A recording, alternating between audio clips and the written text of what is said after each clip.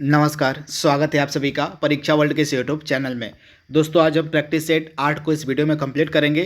तो चलिए वीडियो को शुरू करते हैं और देख लेते हैं कि हमने जो आरआरबी एनटीपीसी ग्रुप डी के लिए प्रैक्टिस सेट स्टार्ट किया हुआ है, उसके भाग 8 में हमने कौन कौन से महत्वपूर्ण प्रश्नों को सम्मिलित किया हुआ है। इस सीरीज में दोस्तों हम प्रति प्रैक्टिस सेट में 30 प्रश्न आपको उपलब्ध करवाते हैं, जीके, जीएस और करंट अफेयर्स के। तथा इन प्रश्नों में से आपको 30 प्रश्नों में से अगर आप 25 प्रश्न बिल्कुल सही कर लेते हैं तो आपकी जो तैयारी है आरआरबी एनटीपीसी ग्रुप डी के लिए काफ़ी अच्छे लेवल की है। तो इस प्रैक्टिस सेट को आप बिल्कुल ध्यान से अटेंड किया कीजिए। तो चलिए आज के सेशन को स्टार्ट करते हैं। पहला प्रश्न हमारा है, जो 91वां यानी कि 2019 का जो अकादमी पुरस्कार था, अकादमी पुरस्कार को हम ऑस्कर अवार्ड के नाम से भी जानते हैं, आप कंफ्यूज मत होइएगा। तो जो अकादमी पुरस्कार होते हैं इनको हम ऑस्कर पुरस्कार के नाम से भी जानते हैं। तो आपको बताना है कि 2019 का जो ऑस्कर पुरस्कार दिया गया था, इसमें बेस्ट फिल्म यानी कि सर्वश्रेष्ठ फिल्म का खिताब किसे दिया गया। मोस्ट इंपॉर्टेंट प्रश्न। तो 2019 में जो ऑस्कर पुरस्कार दिए गए थे, इसमें बेस्ट फिल्म का पुरस्कार किसको दिया गया था। तो 2019 का जो ऑस्कर पुरस्कार दिया गया था, इसमें बेस्ट फिल्म का पुरस्कार दिया गया था ग्रीन बुक को, यानी कि ऑप्शन इसका बी बिल्कुल सही है। जो ग्रीन बुक थी, इसको बेस्ट फिल्म का पुरस्कार दिया गया था। कब? 2019 में ऑस्कर अवार्ड जब दिया गया था उसमें। तो आप इसे ध्यान दीजिएगा। वहीं 2019 के ऑस्कर पुरस्कार में सबसे सर्वश्रेष्ठ अभिनेता का पुरस्कार किसको दिया गया था। तो रामी मालेक को। किसको? तो रामी मालेक को जो है सर्वश्रेष्ठ अभिनेता का पुरस्कार दिया गया था। और सर्वश्रेष्ठ अभिनेत्री का पुरस्कार किसको दिया गया था। तो ओलिविया कॉलमैन को। आप याद रखिएगा, ओलिविया कॉलमैन, तो इसको दिया गया था सर्वश्रेष्ठ अभिनेत्री का पुरस्कार। तो तीन चीज़ें आपको याद रखनी है 2019 के ऑस्कर पुरस्कार से रिलेटेड। 2019 का जो अकादमी पुरस्कार यानी कि ऑस्कर पुरस्कार दिया गया था, इसमें बेस्ट फिल्म यानी कि सर्वश्रेष्ठ फिल्म का खिताब दिया गया था ग्रीन बुक को। सर्वश्रेष्ठ अभिनेता का पुरस्कार दिया गया था रामी मलेक को। और सर्वश्रेष्ठ अभिनेत्री का पुरस्कार दिया गया था ओलिविया कॉलमैन को। तो ये तीन चीज़ें आपको याद रखनी है। वहीं अगर हम 2020 के ऑस्कर पुरस्कार की बात करें, तो 2020 का जो ऑस्कर पुरस्कार दिया गया था, इसमें सर्वश्रेष्ठ फिल्म का खिताब किसको दिया गया था, ये भी आपके लिए इंपॉर्टेंट है।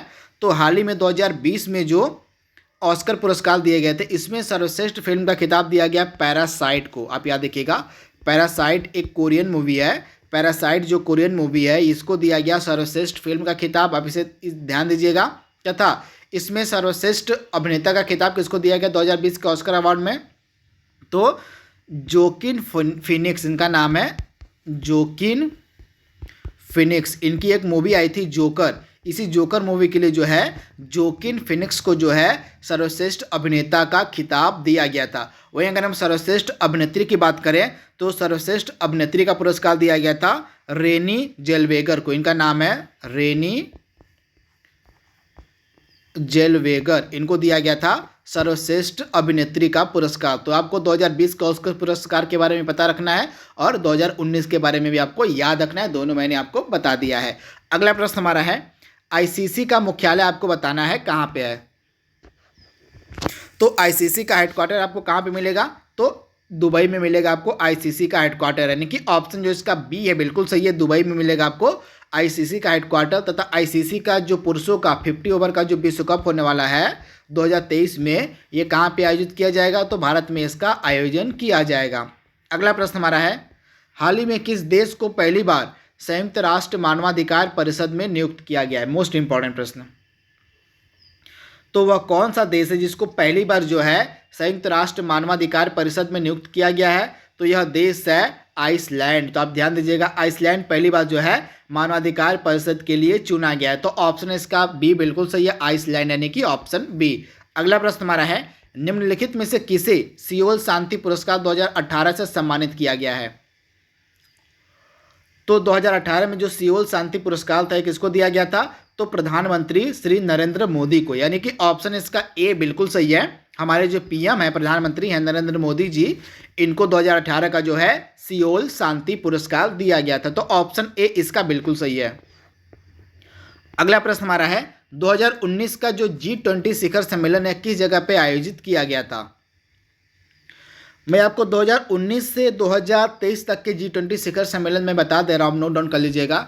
यहाँ पे 2019 हो गया, 2020, 2021, 2022 और 2023। तो सबसे पहले बात करते हैं 2019 का। तो 2019 का जो शिखर सम्मेलन था आयोजित किया गया था कहाँ पे?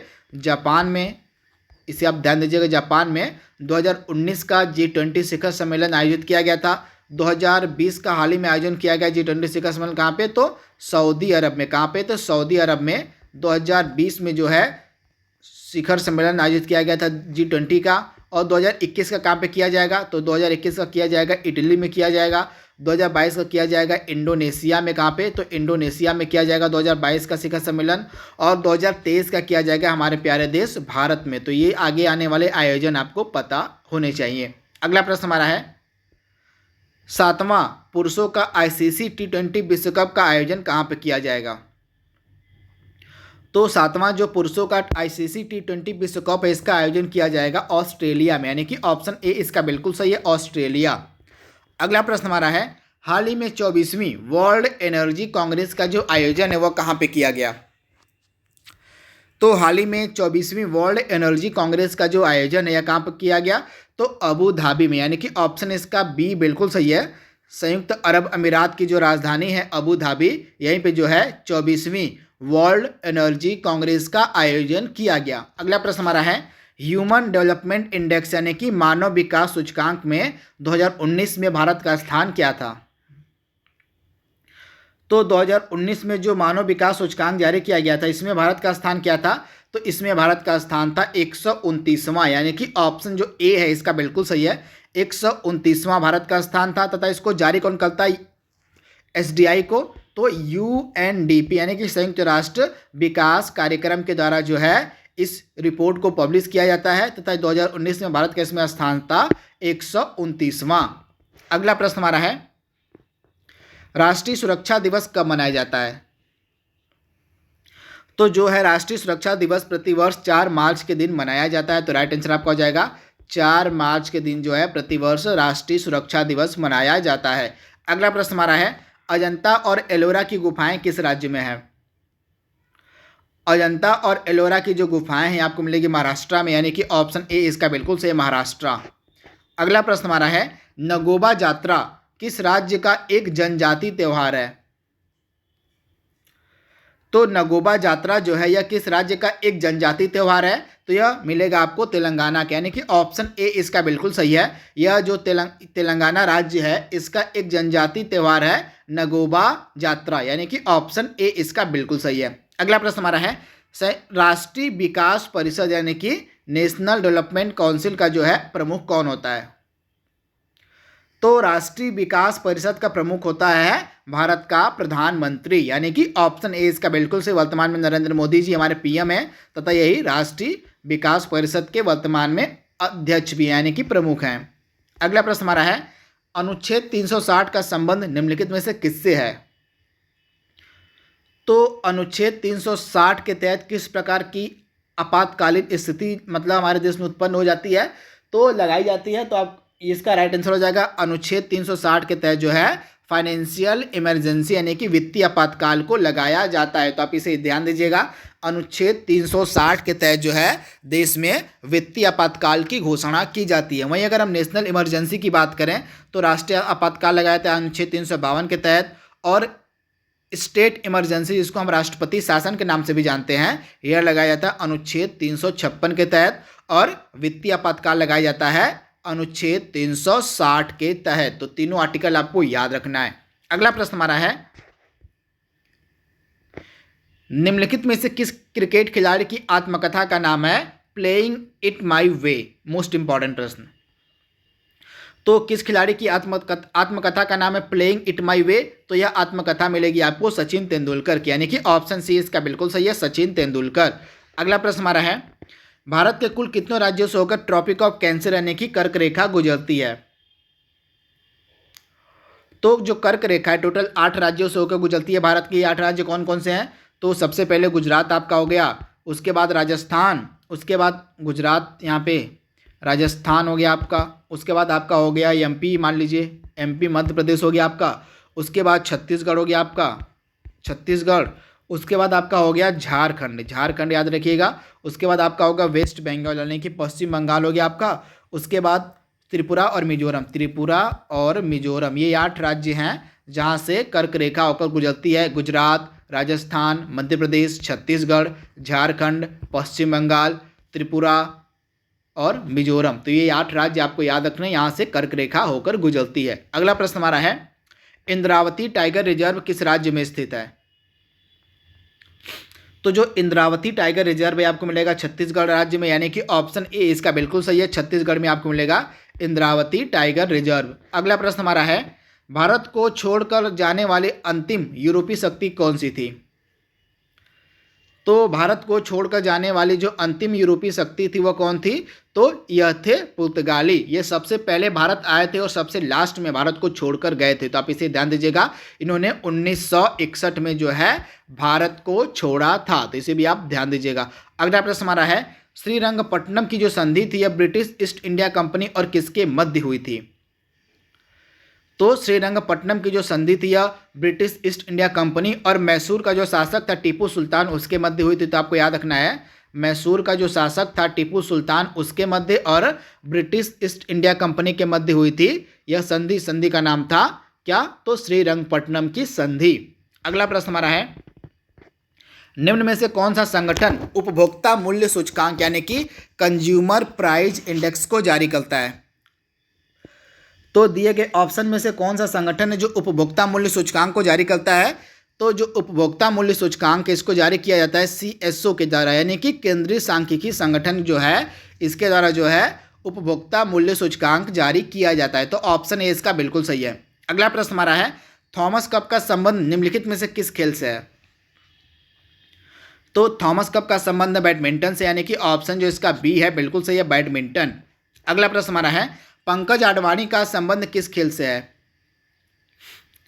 तो पंकज आडवाणी का जो संबंध है बिलियर्ड्स से, यानी कि ऑप्शन जो ए है इसका बिल्कुल सही है, बिलियर्ड्स खेलते हैं पंकज आडवाणी। अगला प्रश्न हमारा है, लावड़ी नृत्य का संबंध किस राज्य से है?